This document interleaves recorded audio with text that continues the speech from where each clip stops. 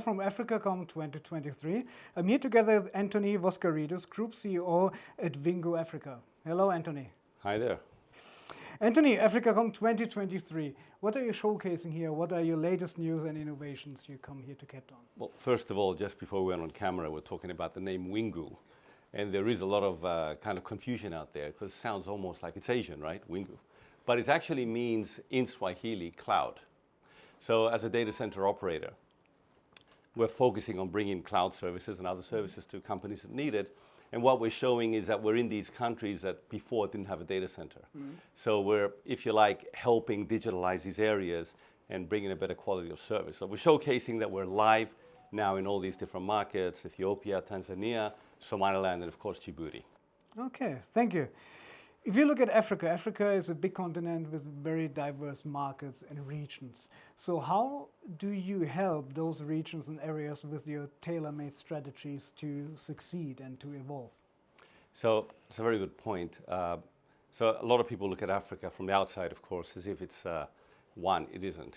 It's individual countries, cultures, customs. It's very different. So we used to think that, being in Djibouti for over 10 years, that it would be an easy hop to go to Ethiopia. But Ethiopia, for example, is completely different. It's an enormous country with a very rich culture and its own way of doing business. So luckily, our experiences did help. It's all about learning what the culture needs and wants and what the people are really interested in, and providing a service that's slightly tailored to their needs. So for example, in Djibouti, we had won several awards. And these awards were because we made business easy to do. So somebody could bring their equipment, host it in our data center. It was a very easy thing for them to do compared to before our arrival. The other thing we do that's different is we're a pioneer. So we're always the first data center in the countries we enter. And we bring the best, the tier 3 level of quality and stability of the data centers to these markets. So tailoring it a little bit to whatever the market needs, educating the market, and providing a solid level of service is really what the key is. All right, thank you.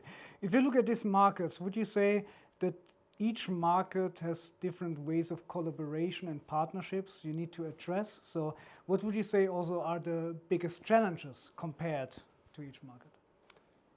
So some of the markets we entered, excluding Tanzania in this particular case, they're unaware of a data center. So banks and other big organizations would build their own little facility. So they'd get a room like this, put a couple of racks of equipment, put an air conditioner, maybe a generator, but that's not a data center. So the challenge is to educate. So what is a data center? A data center is a place that has to be 100% up, under any circumstance. So just to give you an idea, each one of our sites has about 2 months of diesel fuel in case of power failure. So that gives you the security that you're going to be up and running regardless what. You need to have multiple fiber entries. So another example is in Ethiopia, in Tanzania, in Djibouti, everywhere we are, we're the most connected location. So for that to go down, it means that you've lost all fiber entry points to a particular location. So each market is really about educating the market about your services. Being the pioneer is obviously the most difficult part because you're paving the way for everybody else, but that also assists in bringing this digitalization to the market. All right, so if you look at that and that you provide digital infrastructure to these markets, what sets you apart from the competition, especially in each of these markets? So as I mentioned before, we're first, so competition's still coming. We've been operating for 11 years now in the Djibouti data center. So we've got a lot of know-how how to deal with this thing. We've had 100% uptime track record, the biggest customers there. What really makes a difference to any data center, and most data centers strive for the same thing, is the ecosystem.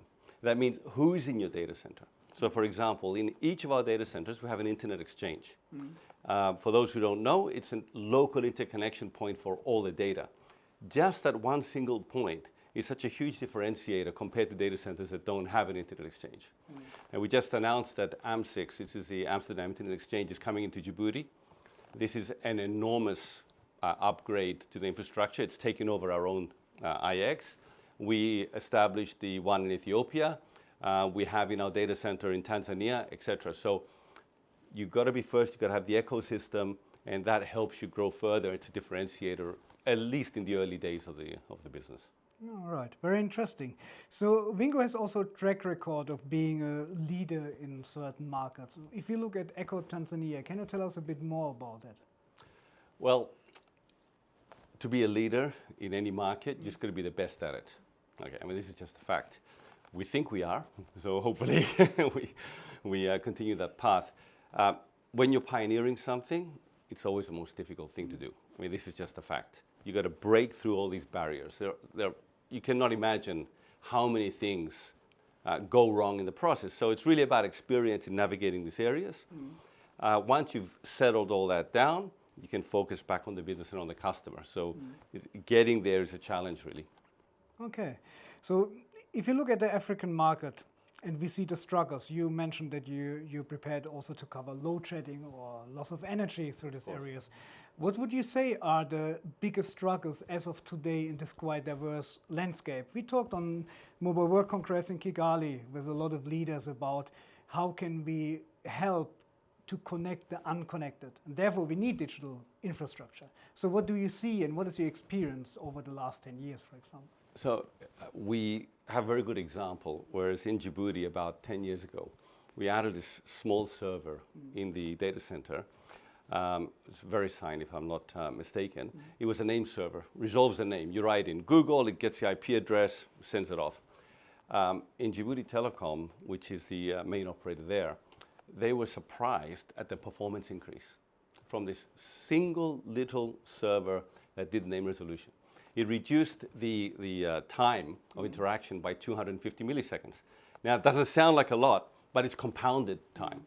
So when you have a data center in any location, you're bringing it all local. So you want to surf the internet, you want to do whatever you want to do. It always comes from a local data center. Now, you can imagine here, you have a lot of capacity in your data centers, it's very well connected. These countries didn't.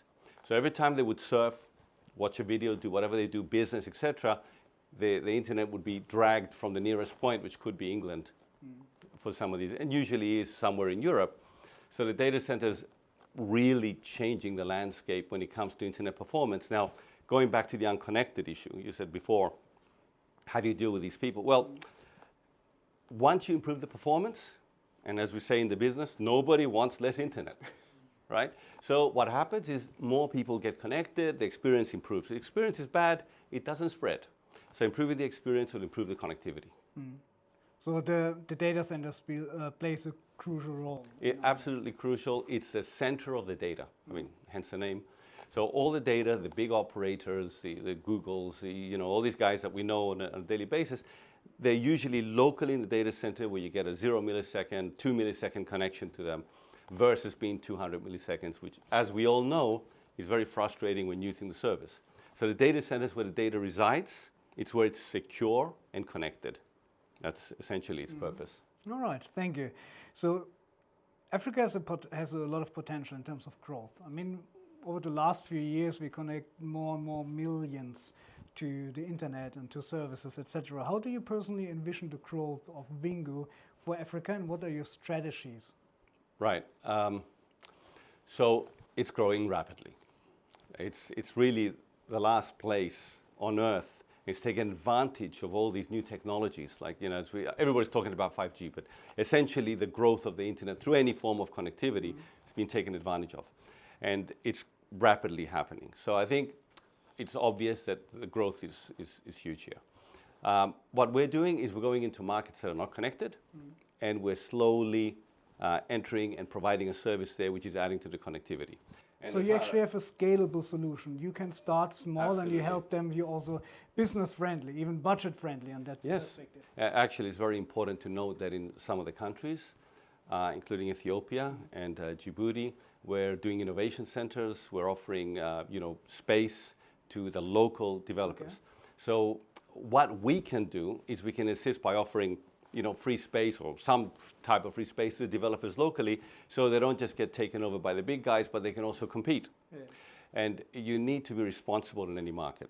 I don't like the terms used these days, but the right way to do it is just to be responsible and help that country start to develop. Because the rest of the world's already got these services. It's very easy for them to come in If you assist a little bit, I think that'll even further enhance the digital, development of these markets. And there's a lot of talent. So that means you not only bring the solution to the market, you also play a role as an enabler because you give them the starting point really to go ahead. So if you're selling, for example, we have these wonderful bags that come from Tanzania. This is a very nice company that does them. So if they want to sell them globally, and unless they're in a data center that can provide them the service to have their server or the cloud service to do this, one wants to buy it will have terrible performance to reach it. So this needs to be online. This needs to be in a data center somewhere, preferably in country, and then their performance is as good as Amazon's. Yeah. You know what difference it makes. I think many years ago, Amazon stated that 100 millisecond delay in downloading the page was a lost customer. So you can imagine here, we're talking larger numbers than that. So we're trying to help in that aspect of development. All right. So you see a prosperous future for Wingu? Absolutely. Yes. And generally in Africa, it's growing rapidly. All right. Thank you very much. Thanks for your time. Thank you. That was TechAfrica News from AfricaCom 2023. You can find out more on techafricanews.com.